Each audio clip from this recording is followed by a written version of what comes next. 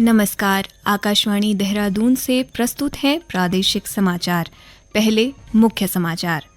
राज्य के विद्यालयों में आज से भारतीय भाषा उत्सव का आयोजन किया जा रहा है। प्रदेश सरकार राज्य के विकास में राजस्व प्राप्ति के माध्यम से भागीदारी करने वाले 160 उत्कृष्ट व्यापारियों को सम्मानित करेगी। भारतीय अंतरिक्ष अनुसंधान संगठन इसरो आज श्रीहरिकोटा के सतीश धवन अंतरिक्ष केंद्र से PSLV C-59 मिशन का प्रक्षेपण करेगा। और आपदा से होने वाले नुकसान को रोकने के लिए नैनीताल जिले की गौला नदी के दोनों ओर 9 किलोमीटर लंबा रिवर फ्रंट बनाया जाएगा।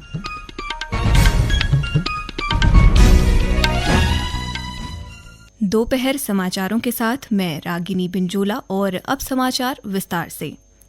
भारतीय भाषाओं की विविधता, सांस्कृतिक समृद्धि और साहित्यिक विरासत के सम्मान में प्रदेश के विद्यालयों में आज से भारतीय भाषा उत्सव का आयोजन किया जा रहा है।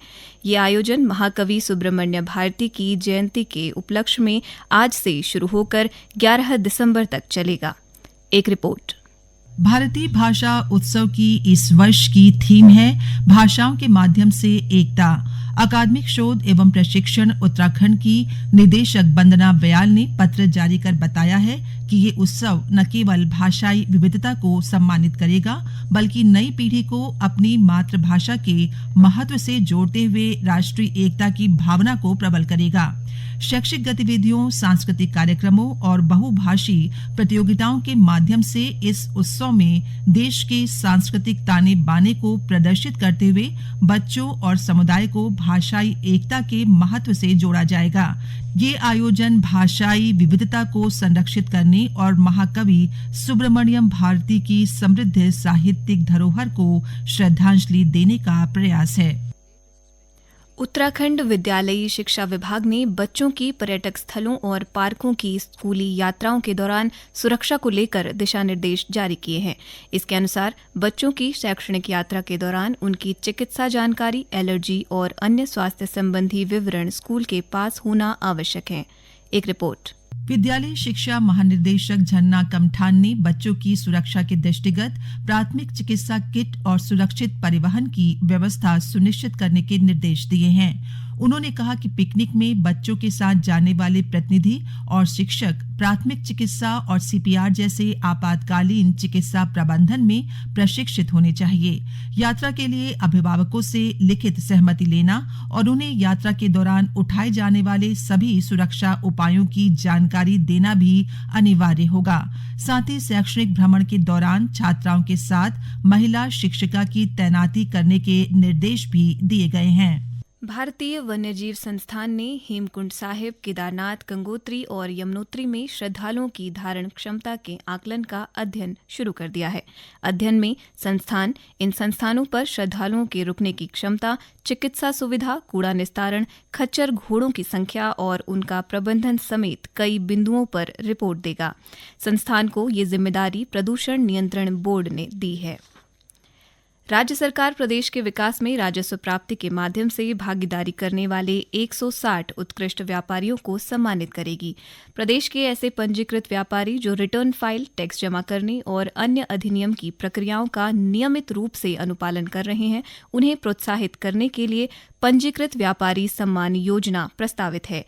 ये योजना उत्तराखंड राज्य कर विभाग के पंजीकृत ऐसे व्यापारियों पर लागू होगी जिनका वार्षिक टर्नओवर 20 करोड़ तक होगा। ये योजना के लिए व्यापारियों का जिलेवार चयन किया जाएगा। देहरादून में आगामी 12 से 15 दिसंबर के बीच 10वें विश्व आयुर्वेद कांग्रेस और आरोग्य एक्सपो 2024 का आयोजन किया जाएगा।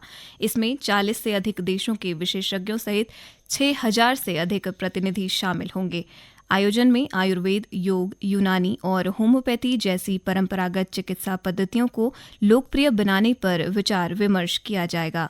आयुष मंत्रालय के सहयोग से देहरादून के परेड मैदान में होने जा रहे आरोग्य एक्सपो में आम लोगों के लिए मुफ्त आयुष क्लिनिक का आयोजन किया जाएगा, जिसमें मधुमेह, महिला और बाल स्वास्थ्य, वृद्धावस्था, न्यूरोलॉजी, ऑन्कोलॉजी और प्रिवेंटिव कार्डियोलॉजी पर निःशुल्क परामर्श दिया जाएगा। मुख्य सचिव राधा रतूड़ी ने शहरी क्षेत्रों में निराश्रित गौवंशीय पशुओं को गौ सदनों में भेजने की व्यवस्था करने के निर्देश दिए हैं। सचिवालय में आयोजित उत्तराखंड पशु कल्याण बोर्ड की गौ सदनों के निर्माण से संबंधित बैठक में मुख्य सचिव ने बेसहारा गौवंशीय पशुओं की समस्या के दीर्घकालीन समाधान में आधुनिक तकनीकी और IT के उपयोग पर बल दिया। उन्होंने प्रदेश के सभी गौवंशीय पशुओं की अनिवार्य जियो टैगिंग करने के निर्देश दिए। निर्माणाधीन और पहले से ही संचालित गौ सदनों के संचालन तथा रखरखाव की लगातार निगरानी की सख्त हिदायत देते हुए श्रीमती रतूड़ी ने गौ सदनों में चारा, भूसा, प्रकाश, चिकित्सा, सुरक्षा और दवाओं की पर्याप्त व्यवस्था सुनिश्चित करने के निर्देश भी दिए हैं। ये समाचार आकाशवाणी के देहरादून केंद्र से प्रसारित किए जा रहे हैं। भारतीय अंतरिक्ष अनुसंधान संगठन इसरो आज श्रीहरिकोटा के सतीश धवन अंतरिक्ष केंद्र से PSLV C59 मिशन का प्रक्षेपण करेगा। प्रक्षेपण शाम 4:08 पर होगा। PSLV C59 से यूरोपीय अंतरिक्ष एजेंसी के प्रोबा 3 उपग्रहों का प्रक्षेपण होगा। प्रोबा 3 यूरोपीय अंतरिक्ष एजेंसी का कक्षा निरूपण मिशन है। इसरो की व्यावसायिक शाखा न्यू स्पेस लिमिटेड को यूरोपीय अंतरिक्ष एजेंसी से ये ऑर्डर मिला था। प्रोबा 3 अंतरिक्ष की निर्धारित कक्षा में पहुंचने के बाद 2 उपग्रहों में बंट जाएगा।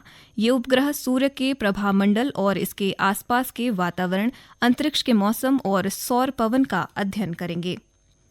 नौसेना दिवस आज मनाया जा रहा है। भारतीय नौसेना की भूमिका और उपलब्धियों को मान्यता देने के लिए प्रत्येक वर्ष 4 दिसंबर को ये दिवस मनाया जाता है। वर्ष 1971 में आज ही के दिन ऑपरेशन ट्राइडेंट के दौरान भारतीय नौसेना ने PNS खैबर सहित पाकिस्तान के 4 पोत डुबो दिए थे। इस अभियान में सैकड़ों पाकिस्तानी नौसेनी कर्मी मारे गए थे। बरसात के दौरान आपदा से होने वाले नुकसान को रोकने के लिए सिंचाई विभाग नैनीताल जिले की गौला नदी के दोनों तरफ 9 किलोमीटर लंबा रिवर फ्रंट बनाएगा। जिले के सिंचाई विभाग के मुख्य अभियंता संजय शुक्ला ने बताया कि अंतर्राष्ट्रीय stadium, railway station, railway line और गौला पुल को भविष्य में होने वाले खतरे को रोकने के लिए नदी में रिवर फ्रंट बनाने का निर्णय लिया गया है। इसे लेकर जल्द ही सर्वे का काम शुरू होगा। गौरतलब है कि केंद्रीय जल शक्ति मंत्रालय के सलाहकार भी इस परियोजना का निरीक्षण कर चुके हैं और उन्होंने भी इस योजना को मंजूरी दे दी है। रिवर फ्रंट बनाने का काम नमामि गंगे योजना के तहत किया जाएगा। हरिद्वार का गंगा जल स्नान के लिए सुरक्षित है। उत्तराखंड प्रदूषण नियंत्रण बोर्ड के क्षेत्रीय अधिकारी राजेंद्र सिंह ने बताया कि हरिद्वार में गंगा जल की गुणवत्ता मापने के लिए 8 स्टेशन तय किए गए हैं। उसी माप के अनुसार पानी की गुणवत्ता का विश्लेषण किया जाता है और इसमें गंगा जल की गुणवत्ता उपयुक्त पाई गई है। हरिद्वार में गंगा की जल गुणवत्ता को मापने के लिए 8 स्टेशन उत्तराखंड प्रदूषण नियंत्रण बोर्ड ने फिक्स किए गए हैं। प्रत्येक माह उन 8 स्टेशनों पर जल की गुणवत्ता का अनुश्रवण किया जाता है और उस गुणवत्ता के आधार पर ये जल की क्वालिटी क्या है इसका निर्धारण किया जाता है। केंद्रीय प्रदूषण नियंत्रण बोर्ड ने 5 क्लास में बांटा है नदी का जो पानी है, A class, B class, C class, D class और E क्लास। गंगा की जो जल गुणवत्ता है वो B श्रेणी में पाई गई है। B का ये मतलब होता है कि आउटडोर बेदिंग के लिए, नहाने के लिए उपयुक्त है। इसमें मुख्य रूप से 4 पैरामीटर्स हैं: pH, dissolve oxygen, biological oxygen demand और टोटल कोलिफॉर्म बैक्टीरिया। उत्तराखंड सरकार ने राज्य में 60 वर्ष की आयु पूरे करते ही वृद्ध व्यक्तियों की वृद्धावस्था पेंशन स्वीकृत करने की पहल की है। ये पहली बार है जब प्रदेश में वृद्धजनों के लिए इस तरह की कार्रवाई की गई है। मुख्यमंत्री पुष्कर सिंह धामी ने कहा कि वृद्धावस्था पेंशन स्वीकृत किए जाने की व्यवस्था का सरलीकरण होने से वृद्धजनों को समय से पेंशन का लाभ मिल सकेगा। उन्होंने कहा राज्य सरकार ने वृद्धावस्था पेंशन को 1200 से बढ़ाकर 1500 किया है। गौरतलब है कि समाज कल्याण विभाग के पेंशन पोर्टल पर अब 59 वर्ष 6 माह की आयु पूरी होने के बाद भी वृद्धावस्था पेंशन के लिए आवेदन प्राप्त किए जा सकेंगे। आवेदक का फॉर्म स्वीकृत होने के बाद जिस वर्ष माह में आवेदक की आयु 60 वर्ष होगी, उसी माह के अंत से उनकी वृद्धावस्था पेंशन शुरू कर दी जाएगी। चंपावत जिले में नेपाल सीमा से सटे बूम वन रेंज के तहत कॉर्बेट ट्रेल का इको टूरिज्म के तहत विकास किया जाएगा। मुख्यमंत्री पुष्कर सिंह धामी की घोषणा में शामिल इस योजना पर वन विभाग ने तैयारी शुरू कर दी है।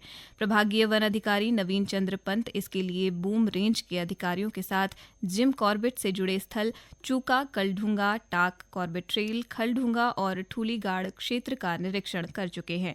उन्होंने बताया कि इको टूरिज्म के तहत आसपास के स्थलों का विकास होगा। इससे पर्यटन को बढ़ावा मिलने से स्थानीय लोगों को रोजगार के अवसर उपलब्ध होंगे। अंत में मुख्य समाचार एक बार फिर।